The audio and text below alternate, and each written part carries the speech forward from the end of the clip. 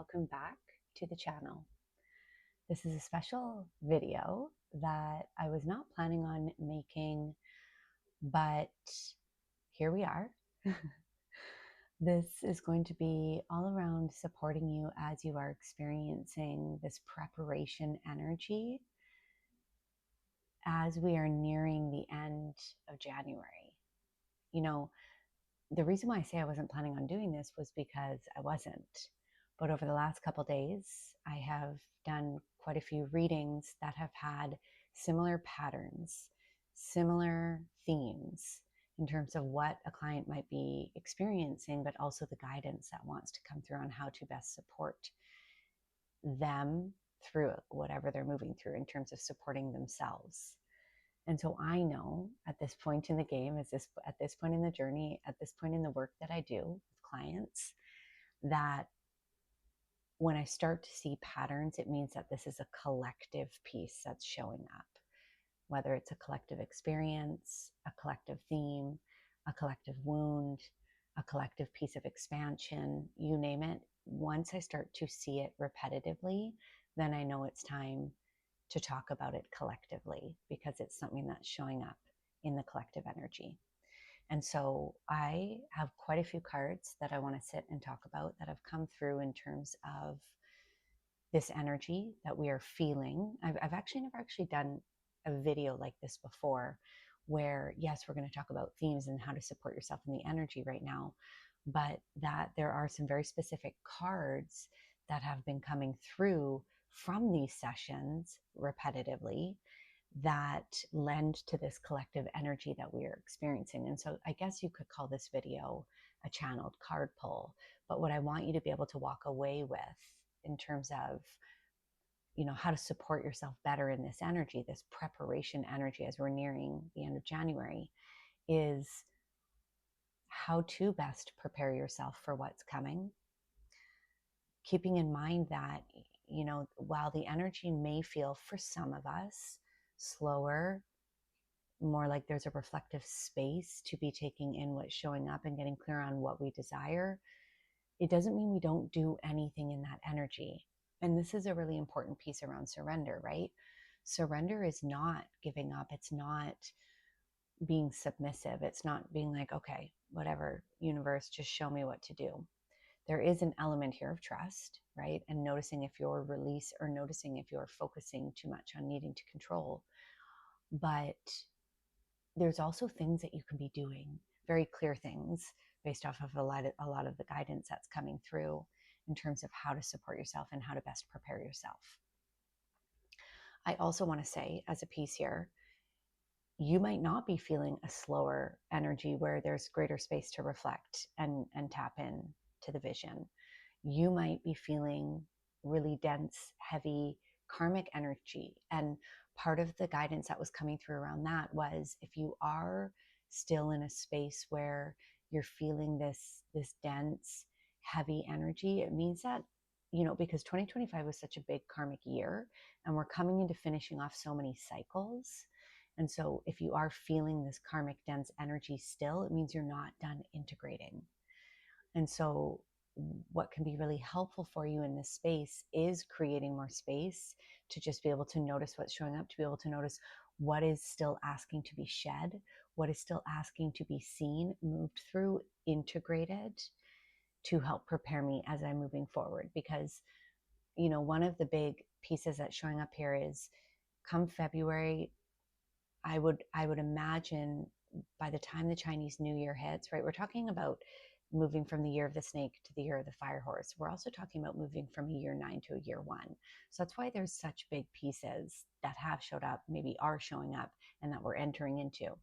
And so with all of this change, we're going to be entering into new timelines. And so if a lot has been showing up for you, this means that there are things that are showing up that either aren't meant to go with you or need to be better integrated before you tap into these new timelines. So I thought it would be kind of cool too. I actually took down channeled messages, typing them out. I love doing this sometimes because my hands can move faster than writing when I'm typing. And so what I'm going to do, this is a little bit different, is I'm actually going to read verbatim what I have typed out for these different cards, and then I'll see if there's anything else that wants to come through after that. But two big cards that have been showing up that I'm going to start with are the Between Worlds card and the TikTok card. So these are very connected with this first theme, okay? Between Worlds, portal of transition. This is a time where you are still transitioning, where you're still releasing, where you're still shifting out of what was, you're still exiting. The most important thing is do not rush this space. Allow space to consciously release what you don't want to go with you. Old stories, old patterns, old ways of being. This is a pivotal portal and one that cannot be rushed. Space and time is essential right now because you are preparing your energy. The Between Worlds card is one of my favorites because it's a reminder that the time and space that we create when we are transitioning is just as important as when we're in something or when we're entering into something. We get really excited about wanting to tap into that piece, about wanting to experience that piece. And why I love the Between Worlds card is when it gets pulled, it is this reminder to slow down and become present in the transition that you are moving through. And actually, the more that you can release pressure on time, the more efficiently we move through a transition. And so if you feel like you're in between worlds, the invitation here is to slow down, feel, allow what's showing up. It's like a bridge that you're walking across. You don't want to rush it. You don't want to go too slow because you won't make it to the other side. You don't want to go too fast because, I'm getting a visual of like the bridge breaking down or collapsing. Slow with intent, allowing yourself to cross the bridge from what was to what is becoming at your own pace. And notice when the ego shows up trying to rush you. Okay.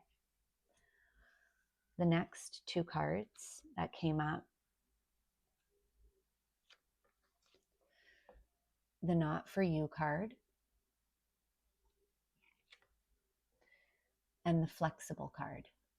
So again, I'm going to read to you what's coming through here. Not for you. Different decisions, also indicating a change in pattern from old energy. You're shifting out of the old into the new. This requires new decisions, new timelines.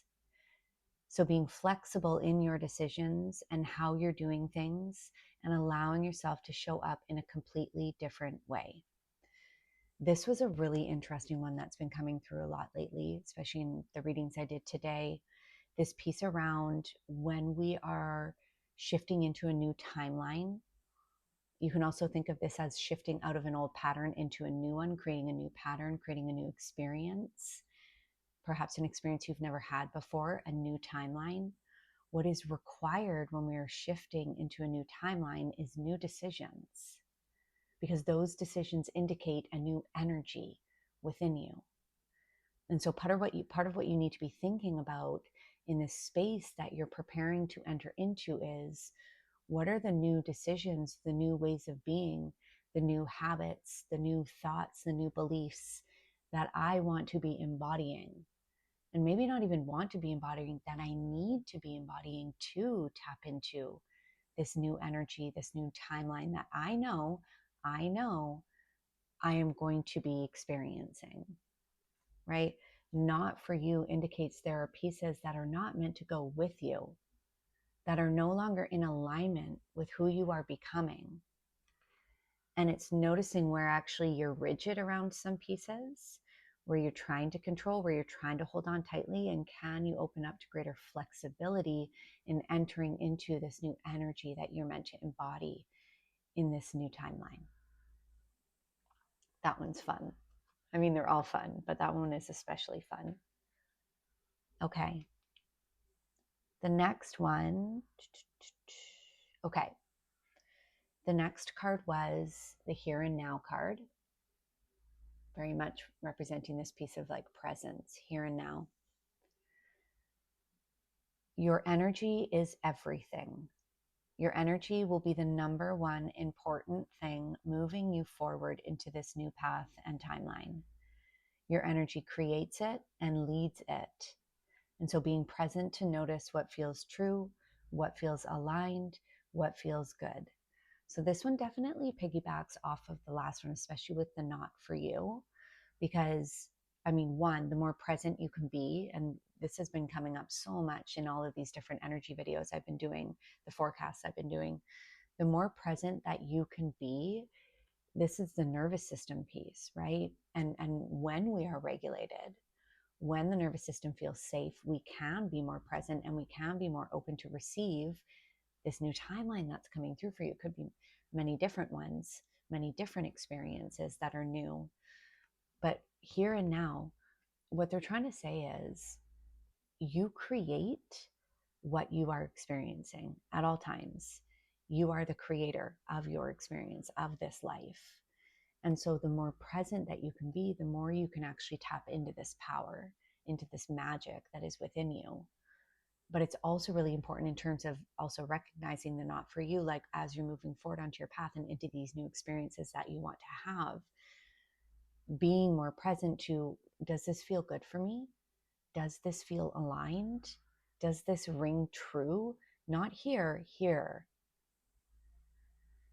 Energetic alignment and attunement is going to be such a big piece as we are moving forward, not just individually, but collectively. Discernment is going to be such a big piece, being able to discern what is true, what is not. I mean, I could go off on a tangent in terms of AI, but being able to discern what is true. And then that allows you to live in greater truth in your life and allows you to feel greater alignment in all of the things that you desire, your relationships, your career, your health. And so here and now, practicing that presence, noticing when pieces show up for you, when you get the desire to do something, this came through in a reading, is it something you should do or is it something that you want to do, that you desire to do? And really working on that energetic attunement. Okay, this one's come up actually quite a bit. So the two cards here, one, chop wood. This came up twice actually in readings today. Chop wood, and the other card, yang. So yang representing the masculine energy within us. We all have it. We all have feminine energy and masculine energy. Yang representing the masculine energy, in this case, the action that you're taking in your life, the to-dos. Okay, and I'm going to go into a bit more detail around what these pieces are, but I'll read the guidance first. Chop wood, this is the action. There are daily habits that you need to be doing to keep you grounded in the present. Doing these daily things right now to help prepare your energy for what you're getting ready to step into. Mind, body, soul. Your action are the pieces that come from within. So what they're trying to say here is there are very specific things that you need to be doing in your life right now to be preparing you for the new timeline, for the new energy. And a beautiful way to think about the chop wood card is, you know, if you imagine a home that is powered off of a wood burning fireplace, you have to make sure you're chopping that wood every single day. It's part of the daily routines that keep the house running, that keep the energy moving, that keeps things sustainable. And so what are the chop wood action pieces you need to be doing right now to continue to prepare yourself for this new timeline that you know is coming through, that you're ready to enter into?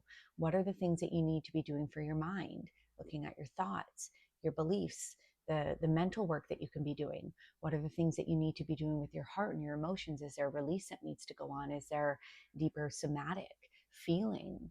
Is there deeper integration with feelings, maybe grief that shows up? What are the things you need to be doing with your body? Is there physical activity that you can be doing to help clear your energy on a daily basis? What are the things you need to be doing for your soul? Are there spiritual practices that can help you deepen into trust as you're entering into this space? So mind, body, heart, soul, action to help prepare you for this new energy. Okay, I'm really, really excited for this card, the Imagine card. And I'm going to read to you what came through and then we'll talk about it. Imagine.